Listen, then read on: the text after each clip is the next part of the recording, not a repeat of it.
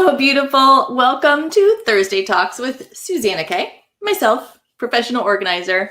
This is our once a week chance to just have a casual chat, check in with the puppy, talk about whatever's going on with organizing and motivation and all of that in your life, and kind of get into the more mental side of organizing, those aha moments and shifts for your brain.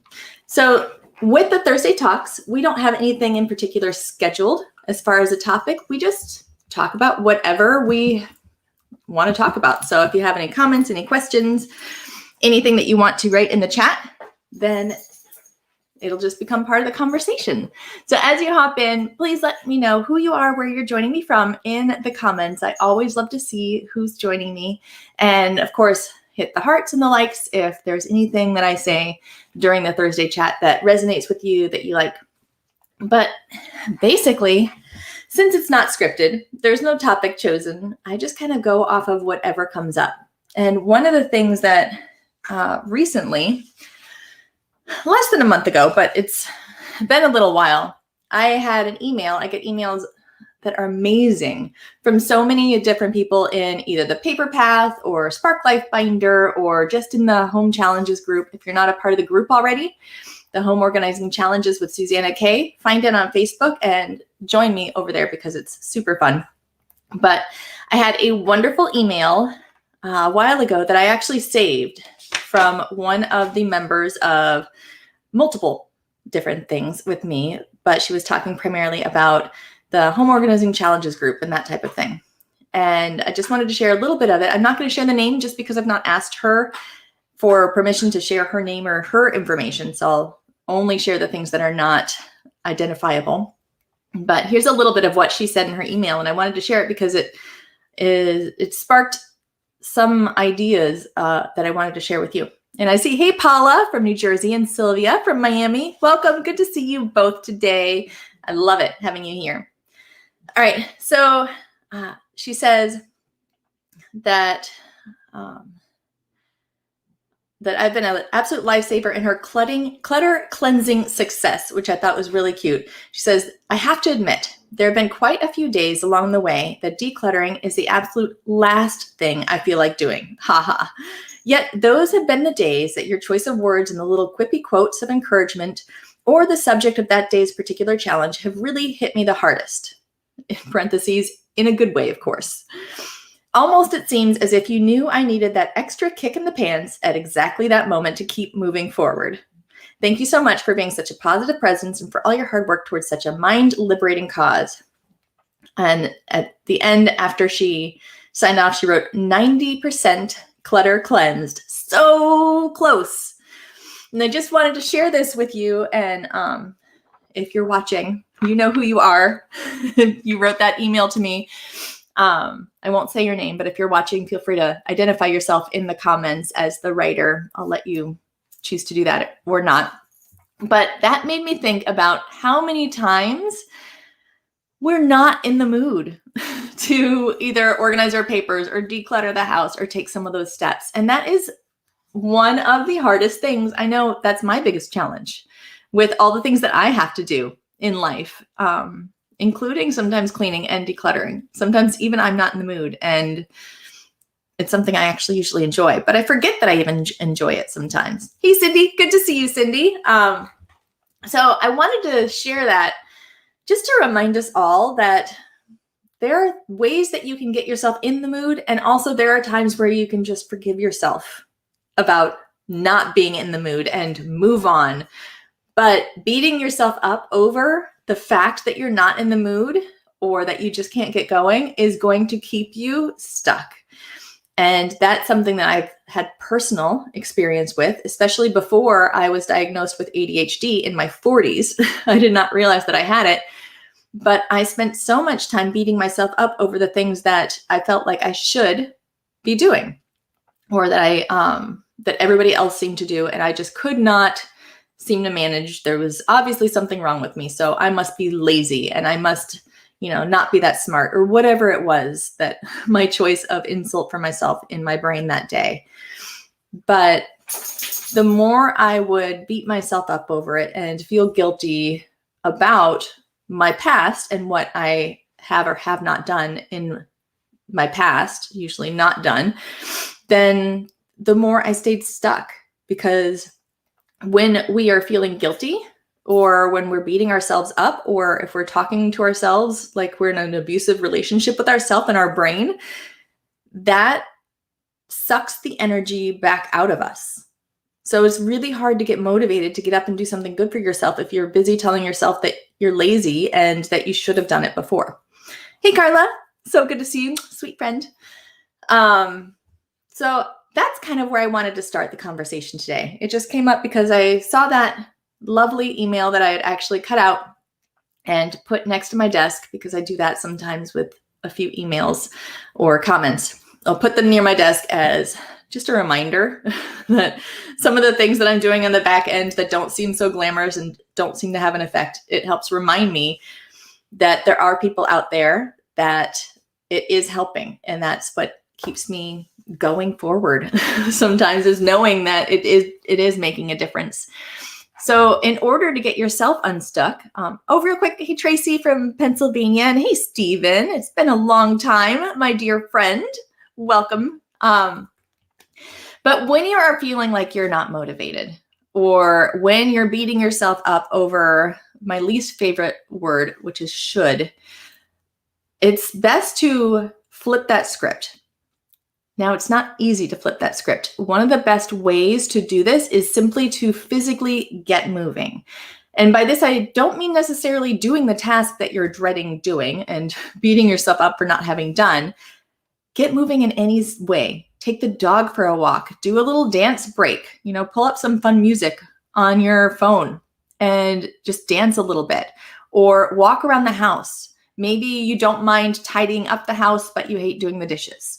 Well, wander around the house, do a wandering tidy where you're just kind of picking things up randomly and putting things where they need to go without making it a big project. But physically getting moving will get your blood pumping. It gets the oxygen moving and to your brain, and helps you to automatically get in a better mood and get more energized. And once you've gotten more energized, then it's easier to start tackling the dishes or whatever the project is that you are putting off and beating yourself up over.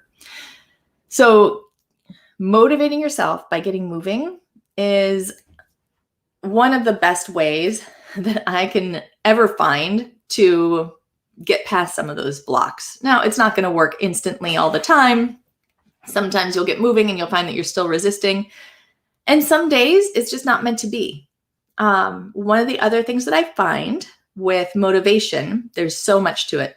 With motivation, though, one of the other things that I find, aside from the negative self-talk going on and the, sitting still, which will keep you stuck in it, is we are all affected by our hormones, even men. With men and women, I need to find the actual reference for this information.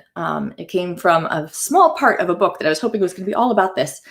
But if anybody knows where to find this information again, let me know in the comments. But there's a part of a book, and mostly a talk that I heard by somebody who I will find out who again, on how our hormone levels, and they are tied a lot of times to the lunar cycle. So where the moon is at, I'm guessing because of gravitational pull or something, I don't really know, but our hormone levels throughout the month, and men and women both have varying hormone levels throughout the month. It's just women, we have a cycle that's shorter. So we go through all the phases a lot faster. So you can see the effects of our hormonal cycles more than you can necessarily with men, because they have longer cycles. So they stay in each section of the cycle longer. So it's not as easy to see the differences in their hormonal levels and how that affects them with productivity and motivation. But based on your hormones, there are times of the month for all of us that we are better at certain tasks. Sometimes we have more energy. Sometimes we have lower energy based on hormones, lunar cycles, all of that. Sometimes we are really good at finishing tasks and detail work. Sometimes, based on those hormone levels, we are terrible at finishing things and terrible at the details, but maybe we're in a more creative brain state. And we're really good at crafting or creative writing or creative problem solving. Sometimes we're really good at communication during certain times of the month, where other times of the month we just stumble on our words and we're not getting our thoughts across very clearly. I don't know about you, but I've noticed there are times where I'm more coordinated throughout the month. There are some times where no matter what I touch, I seem to knock it over or drop it. And then there are other times where, the slightest thing moves and I can catch it before it hits the floor. I'm on the ball and all over it. So there are times with your motivation and your ability to do certain tasks, such as organizing or sorting your papers, where it's simply going to be harder for you. And you have a choice. If it has to be done, you can push yourself to do it. And those are the times where it's still going to feel like a struggle, even when you're in the task. Even when you're doing it, it's just going to feel like pushing a boulder uphill the whole way. But you will make some progress. It'll just be slower progress and you won't enjoy it as much. Sometimes we simply have to do that because there's a deadline. But if it's not a time where you have to do it, if you find that you've spent 15 minutes working on the task and it still feels like pushing a boulder up the hill the whole way and it's draining your energy, give yourself permission to stop and work on it again another day, because you don't want to build up that mental connection. I can't even remember the word. See, I'm in one of those times where my words aren't coming to me. But you don't want to build up that association, the mental association with that task, such as paper organizing, and dreading it and it being miserable. The more we can give ourselves that mental association of success and celebration and fun and enjoyment and progress during these tasks, the more our brain is going to enjoy the task and at least not dread them as much. So if it's pushing a boulder up the hill both ways the whole time, maybe after 15 or 20 minutes, you let it go for the day and try again on another day. And then the big thing with that is forgive yourself if you are choosing to do that, because there are so many times where we do choose to do that because it's just been so dreadful, but then we spend the rest of the time beating ourselves up and telling us that we, as who we are unable to do those tasks. I know I did that all the time with some of the things like focusing when I had some very focused work that was boring. So with ADHD, one of the hardest things, give me a thumbs up or a heart if you can understand this. But one of the hardest things is staying focused on a task that is boring. And it is like death. Boredom is death in the ADHD world. You feel like you might die from it. So I would have times where I was not able to focus for long on something, and it would be like pushing the boulder uphill both ways. And I'd allow myself to stop doing it, but then I would spend the next day to a week beating myself up over the fact that I was having trouble doing it, which kept me in the cycle of I'm not good at this, and it sapped all my energy from me. And then that association to the task was now, you're not good at this task. It's going to be dreadful. You're too lazy or too stupid or whatever my brain was telling me at the time. It would associate all of that with the task, which would then make that task even harder to do the next time. While the next time I did it, I might be at a different period with my hormones. I might be at a different hormonal level, or I might have had more sleep or eaten some better food that day, exercised. And it might not be that hard for me. I might actually be pretty decent with that task that day, but my brain's still telling me that I'm awful at it. So it makes it so much harder. Tracy gave a thumbs up.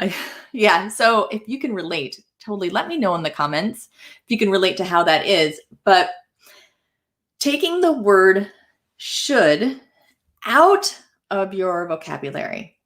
Completely take it out of your vocabulary. And that is going to make a world of difference, because that is going to help you let go of a lot of that guilt. Almost all the time when we are feeling guilty about something that we did or did not do, the word should or should not comes in that sentence. That's part of the script that we're running through our head. So one of my least favorite words in the English language that I think should be taken completely out of the English language, see, we even use it, I just used it without even realizing it, is the word should. And I do try to take it out of my language as much as I can every single day. Yeah, Cindy says, that's hard to do. I feel guilty with all my stuff around. Yeah, it's really hard to let go of that guilt. And taking out the word should is going to help a lot. Also, I'll give a couple of other ideas for how to let go of that guilt, because especially us as women, like we got a PhD in guilt for ourselves, didn't we? Like we could guilt ourselves over things that most people, if you said it to somebody else, they'd think you were ridiculous. But if you're using the word should, then that is implying that you aren't. There is no should where you are doing it. There's no should not where you are not doing it. Should means that you are supposed to do it, yet you are not. So that is an energy sucking word. And if you are talking about something in the future, oh, I should dust the blinds in my office. Well, that is implying that, again, you are not currently doing it. That is what you're supposed to be doing right now, or that you need to make a priority of, and you're not doing it. And it's setting yourself up. Your brain says that you're not going to do it because it's a should. If you stick, instead of using should, use will or will not, or I do or do not, then that is going to make all of the difference in your motivation over time. So slowly replace the word should with either will or I will not, or I do or I do not. And it is okay sometimes to go, you know what? Your first thought is, I should dust the blinds. And then your second thought to reframe that can be, you know what? I will not dust the blinds this week. And try saying that to yourself. Find something on your to-do list that's a should that you won't get around to that week, and tell yourself, I will not do that this week. You will feel freer. There is a weight that is lifted off your chest when you say, I should do the blinds this week. And they say, I will not do the blinds this week. You can feel the energy difference in your body between those two statements. And there are times where you can say, I will not dust the blinds this week. Or, I will dust the blinds next month. I will dust the blinds one day. If you don't know when, one day I will dust the blinds. The blinds could use some dusting. I will do that one day. And that's going to relieve a whole lot of the guilt that our subconscious gives us over the word should. Let's see. Sylvia says, I agree, not to call myself stupid every day. We do that, right? I always love the sayings where if your friend talked to you the way that you talk to yourself, you would not be friends. And it is so true. Hey, Judy from Florida, welcome. Good to see you. So if you resonate with this, let me know in the comments or the thumbs up or hearts or whatever, because I know, especially as women, but I know you men do that too. We have a couple of men that follow along, and I have heard some of you do the same thing with should and with guilting ourselves over what we've not done. Now, like Cindy mentioned that it's hard to do, she feels guilty with all of her stuff around. Then the other thing, aside from should, taking should out of your language, would be to also accept things as they are. That does not mean that you're accepting that they will always be there or that you want them to stay that way. But if we're dealing with guilt over the situation that we're in, whatever the situation, whether it's piles of papers, piles of stuff, our financial situation, when we're looking at it, if we're judging it, and if we are feeling guilty over having gotten there and letting it get there, or over not moving forward and doing something about it, then that guilt is a judgment. You are judging yourself over either the past that got you there or the present of not currently doing it. And those judgments also lead to guilt. You can never judge yourself or somebody else without negative feelings coming up. Even positive judgments aren't even good. So in order to stop feeling guilty about the present situation, then first step is to accept that that is the reality of what it is right now. It's not good. It's not bad. It simply is what it is. It's simply a fact that today, that's what your surroundings are. And then once you've accepted, and it's hard to accept, it's not like you can just say, I accept it, and all of a sudden you're okay with it. But once you have started to try to accept that, yes, this is how it is simply a fact, then you can also reframe and think about the fact that, okay, well, whatever the past is that got you there, that was the past. As of right this moment, all of your actions can create a different future. And it's not who you are that got you there. It is simply the actions that you took in the past. And the you today is taking different actions in order to change the future. Hold on just a minute. I'm going to let the puppy out. She's driving me nuts. She wants out.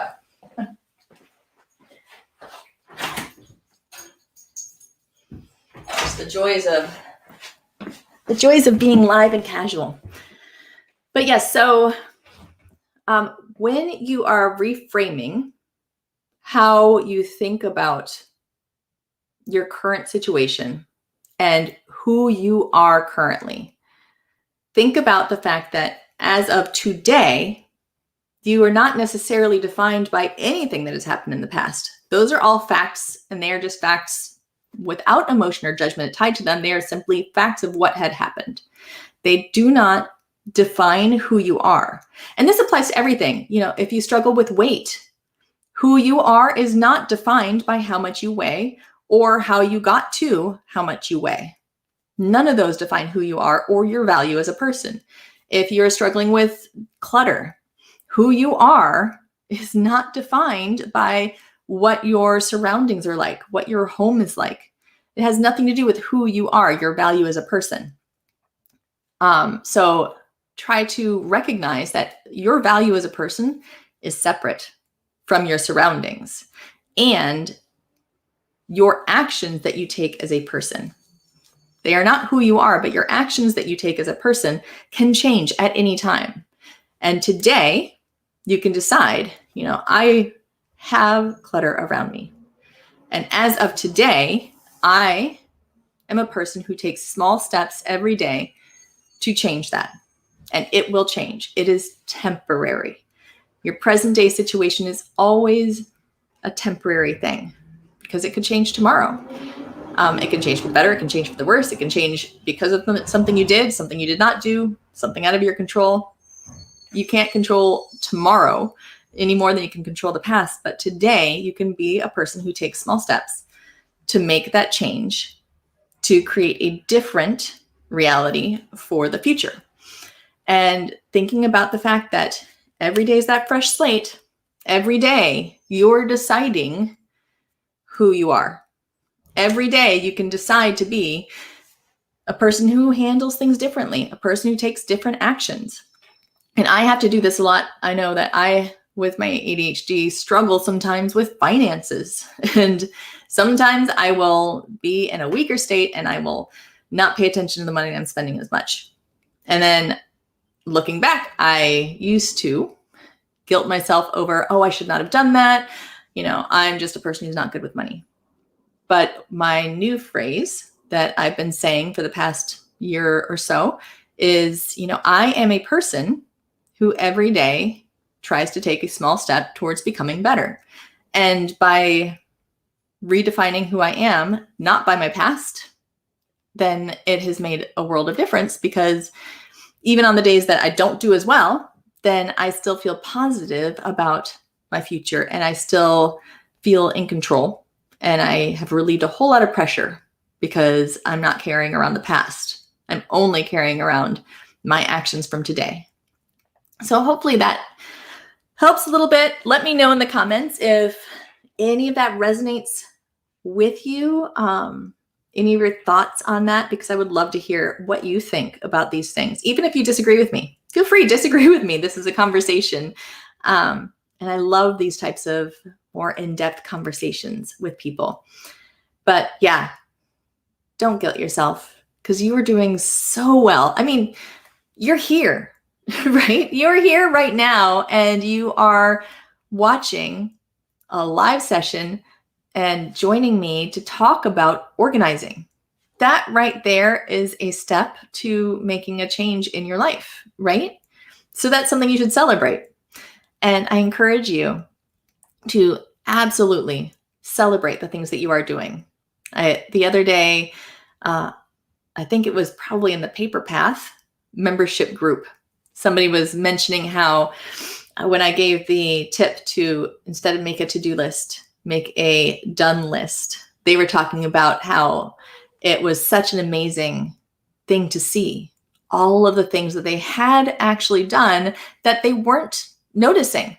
And they weren't noticing it because they were so busy thinking about what they had not done and what was still left to do. So they had not actually acknowledged and celebrated what steps they had taken. And it's such an amazing feeling when you can shift to celebrating the steps that you've taken and acknowledging the steps that you've taken and seeing the progress that you are making, even when you're stepping backwards a little bit. The fact that you are making progress and taking small steps is changing how you think and changing all of your habits and your confidence and just the way that you think, like mentally. If you take small steps every day, then mentally it changes automatically how you start to think, and you will find that you will automatically be doing things a little bit differently, and it will just start to come together, all because you were doing these little tiny steps. Oh, you're so welcome, Sylvia. I just realized I forgot to show any of these on screen. Oh, let me get the puppy again. It's never ending. Come on. But yes, and I'm sorry, I forgot to share the comments on screen. I always forget that I can even do this. If you're not already in the home organizing group on Facebook, then right now we have our declutter challenge going on. And I would love to have you join me. It's free. So you don't have to worry. It's absolutely free. The declutter challenge is going on in the home organizing group. You can also just go to Facebook and search Home Organizing Challenges with Suzanna Kaye. And each month we do another challenge, and that ties into those small steps, doing those small steps every day, whether it's towards decluttering or whatever you want to work on. But if you are doing a small step towards whatever your goal is every single day, then you will start to think differently. You will start to see progress over time. You won't see major progress every single day, but over time, you're going to start to look back and go, wow, when did this actually happen? This is a lot less cluttered.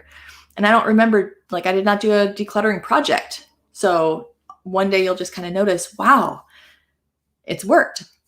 But you won't notice it necessarily on a daily basis, but your brain will start to change how it thinks.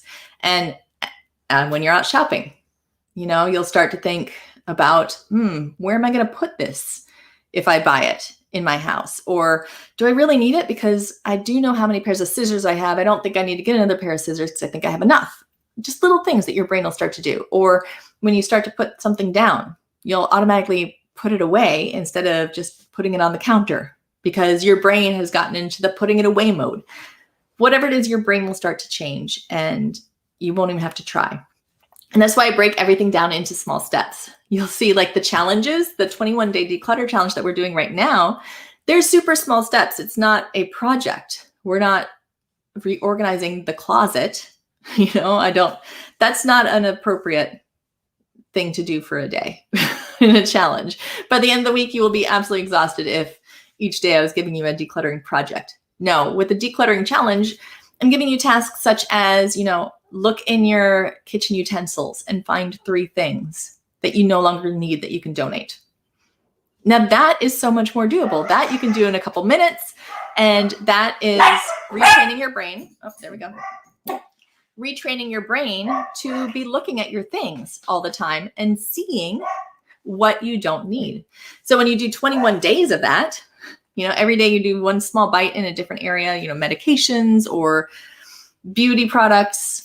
If every day you're looking for just a couple things in a category to let go of, then by the end of the 21 days, your brain has started to, when you open a drawer, look and analyze, do you really need all that stuff?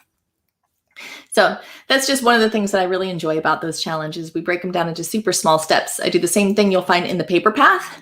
So for the Paper Path members who are here, or if you have the Paper Path course, I break it down into these super tiny steps. And that's both that way you can make progress, but also so that you change the way that you think about your papers because you're just doing these tiny steps over a longer period of time. And it's pretty amazing. All right. Well, I have loved having you here. I absolutely enjoy every time that I get to talk with you. You're just such an amazing blessing to have in the group and on the channel. And if you have any other questions or you need anything at all, then let me know in the comments, and I will make sure to address those either in the comments or on the next Thursday live. I'm trying to go live every Thursday at 11 a.m. Eastern. So you will be able to have a chat with me kind of like this each Thursday. And if you're in the Paper Path, I see my Paper Path members that are here in half an hour, then I'm going to be in your Paper Path Facebook group with a more focused chat. So what I do is I take some of the parts of this chat and get kind of much more narrowed down and focused and how they apply to your paper organizing to help keep you moving forward with your paper organizing. So at noon Eastern, in about 30 minutes, I will be over in your group for all my Pathfinders. We're going to do a chat specifically about how to apply some of these things to your paper organizing to keep you moving forward. And thank you so much, Carla and Pamela. I love our chats too. If you need me, you know where to find me. I will see you over in the Home Challenges group. Remember, pop in. You don't have to do every single day of the Declutter Challenge. It's just a lot of fun to do. And even if you do just a couple days, it doesn't matter. Hop in, check out the challenge. It's all happening for free there in the Facebook group. Also, if you're a Paper Path member, remember tonight we have our group hike. So we're doing our live work session tonight at 6 p.m. Eastern. Make sure to check your online library if you don't already have that. If you want to find out when I'm going live for Thursday chats, whenever I've got a webinar coming up, any type of events, then you can sign up to get event notifications texted to you. Some of you probably got the text this morning, 10 minutes before our live, just saying that I'm going live. So if you would like that, you can pop over, text that. Oh, thank you, Judy. I look forward to seeing you over in the Paper Path in half an hour. But yes, text the phrase events1 with no space, type that exact phrase and send it to 407-214-4420. That's my texting number. And I will be able to send you text messages about events. And I try not to spam you about all sorts of other stuff. It's just going to be the events notices. Also, we have Pathfinders. We have a group hike on the 14th. But for everybody, whether you're Paper Path or not, on August 19th, that evening, we have a webinar on how to downsize and let go. So it's going to be a 1-hour webinar. You can find it in the store online on SuzannaKaye.com. Go to store. But we are talking for an hour about how to make the decisions of letting go of certain things. The questions to ask yourself, tricks and techniques to help you let go of things, reduce the clutter, and especially if you're downsizing, because if you're downsizing, I know that that's just a beast of its own. There's so much more to let go. So we're going to talk about when you have a larger amount of stuff, how to let go, and just the mental side of figuring out how to let go of things, how to make those decisions, all that stuff. So check out that webinar on August 19th. Go to SuzannaKaye.com for the store and you can see more information there. Cindy asks, are you in Florida? I am. I'm in Orlando, Florida. I'm Central Florida girl. And Cindy says, sounds good to me regarding the 19th. Awesome. I hope to see you there. Well, thank you all. I love you so much. I will see you in the Declutter Challenge. We still have a couple weeks left of it in the Home Organizing Challenges group. And yeah, I will see you soon. See you next Thursday too. Bye. I love you.